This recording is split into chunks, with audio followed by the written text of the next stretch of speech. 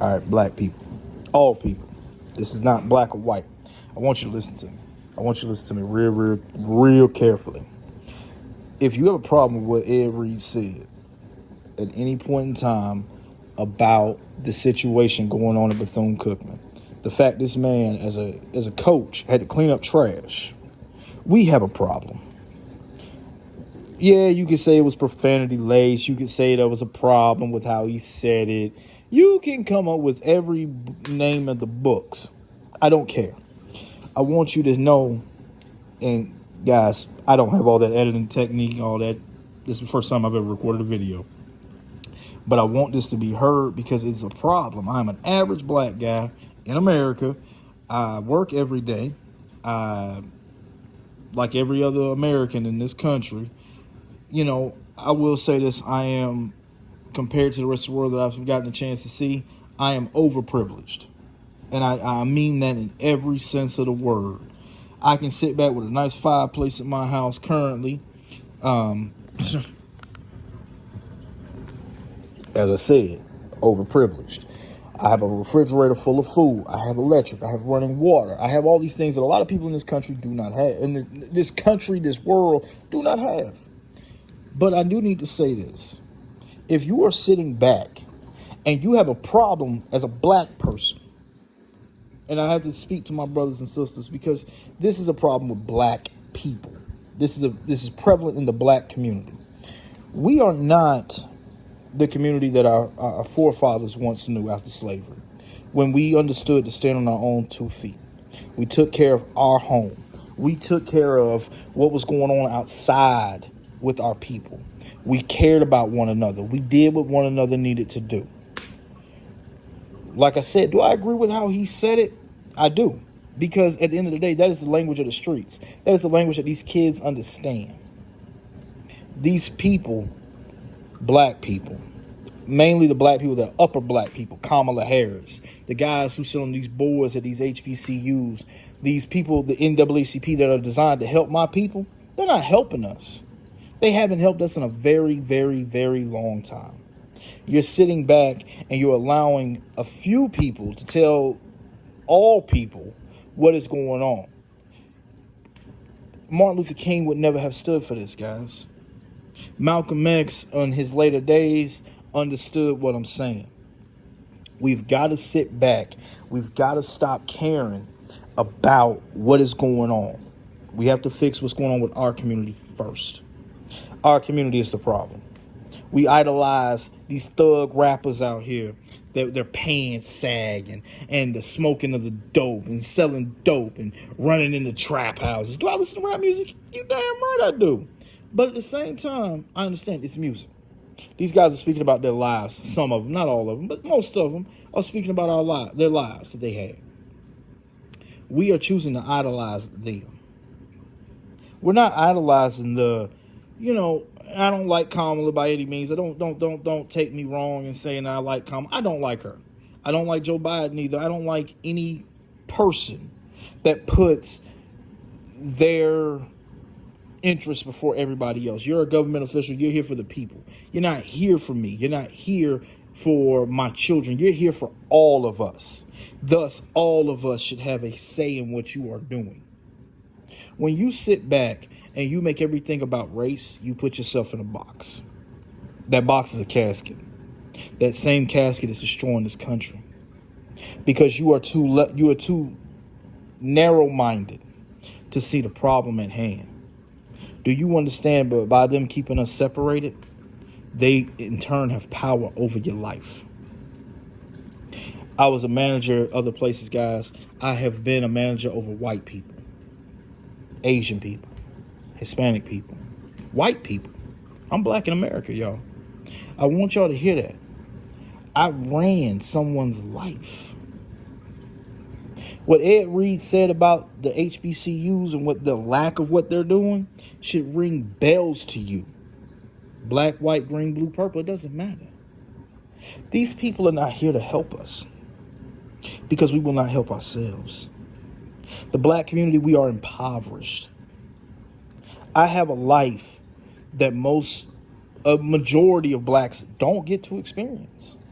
But I got it because I worked hard at it. I got it because I had a dream. I had a vision.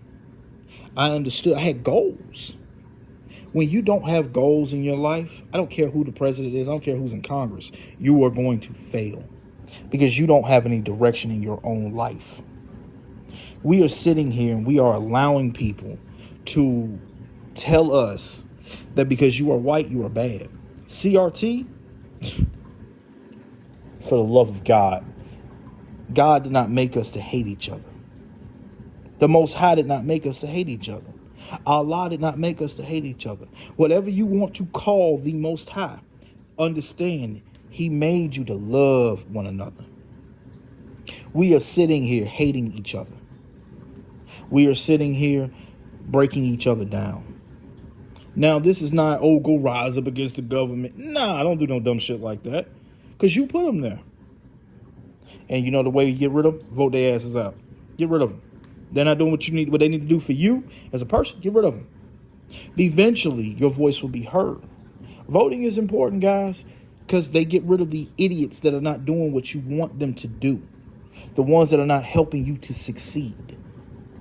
What Ed Reed said about these people out here not helping these young kids out, allowing these young kids to just go to school with trash and filth. Come on now. Come on. Everybody here who's college educated, myself included, I went to see a HBCU as a black man. My mother wanted me to, and I did what my mother asked me to because I honor my mother and my father. That is what the word says. But if you want to sit back and act like, it's the problem with everybody else, it's racism, is this, it's not. It is you. It is you. This message doesn't apply to you, let it fly. It's real simple. If it applies, if you feel any type of way about what I'm saying, you're the problem. You're the problem. I don't need to stress that in any other type of, you're the problem. You are the problem. I run my own business on the side, as a mechanic, and I work on people's vehicles. Has it made me good money? Yeah, it has. It allows me to provide for my family. I love my family. And there's nothing wrong with that. But that love is centered around one thing and one thing only. That is God, the Most High. If you want to walk away from that, this is what you get. I was homeless at one point. And you know what? Being homeless brought me to Him. When you can do nothing else, it'll bring you to Him. What Ed Reed is saying, it's real simple, guys. These HBCUs don't mean us any good anymore because we won't do for ourselves. How can you have a college dedicated to black people that allows everyone in the black community to run over it? We don't do anything to help our blacks, our sisters. I'm married. You know what? Let me say this too, because everybody wants to go, oh, you this and that. I've dated black girls. I've dated Asian girls. I've dated Hispanic girls. And I'll tell you right now, of all of them, you know something I found different? Those Hispanic girls I dated, they cared about their family. Those Asian girls I dated, they cared about their family. I didn't marry a black girl because of, oh, she's black and I don't like her. No. I found someone who loved me for me. And that's who I went ahead and married. Is it great? Not all the time. But my upside of good is better than my bad. Can you get that with a black girl? I'm sure you can. I'm very sure you can. And I know plenty of sisters out here that take care of their men. And this is not a, oh, we got to be a man. No. It's real simple. Care about yourself. When you care about yourself, you can care about others the way you want to be cared about. If you sit back and you let racism rule your life, the only thing you're ever going to end up with is a harmful life.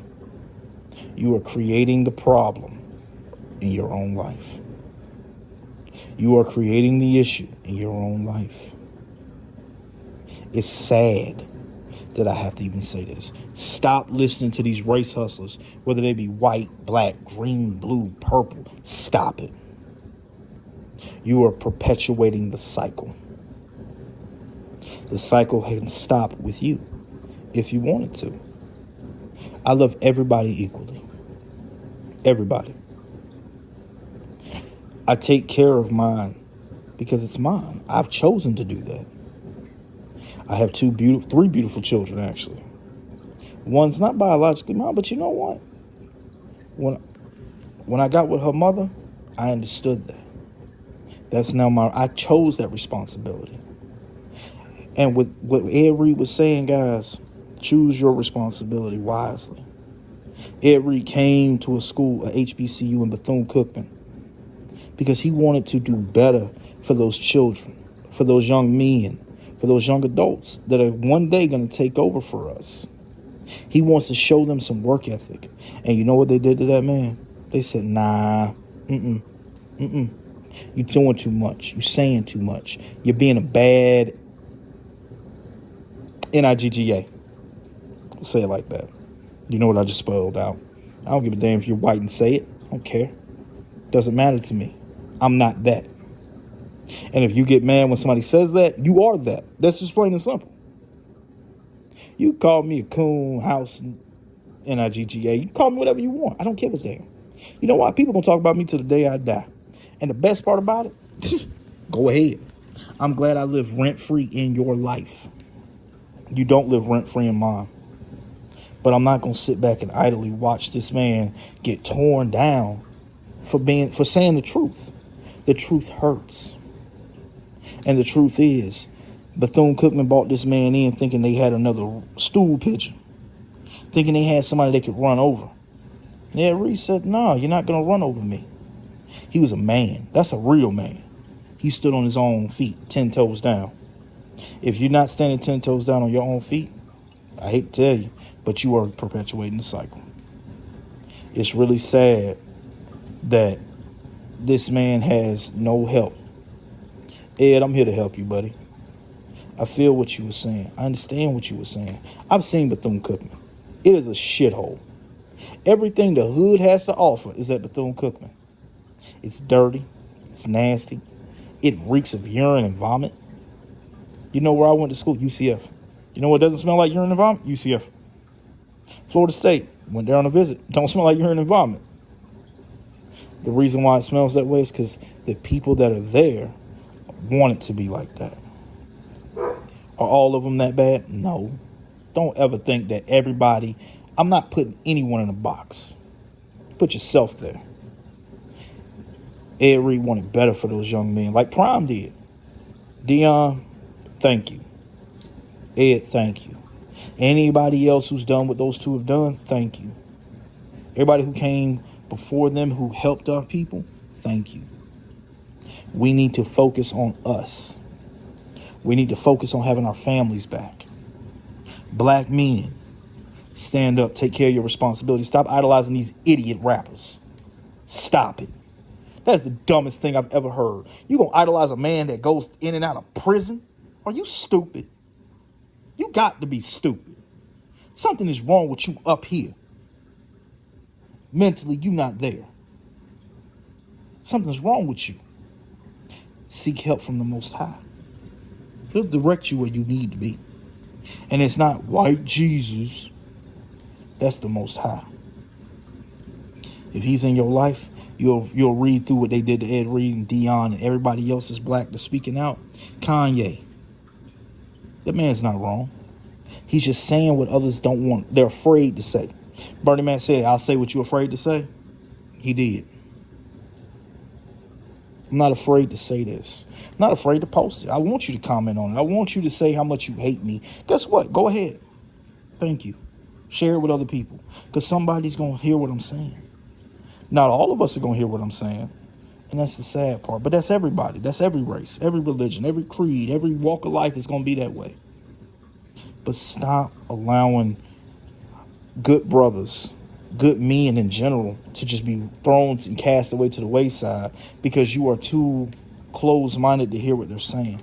Because, the Democrats say I can't say this, or the Republicans say I can't do this. Nobody can tell you what to do in your own life but you. If you're choosing to sit back and you're choosing to allow people to run your life, guess what? They'll keep doing it. When you learn to stand up for yourself, they can't walk over you. You can be whatever you want to be in America. You can be whatever you want to be in this world with two things: work ethic and the Most High. I love y'all.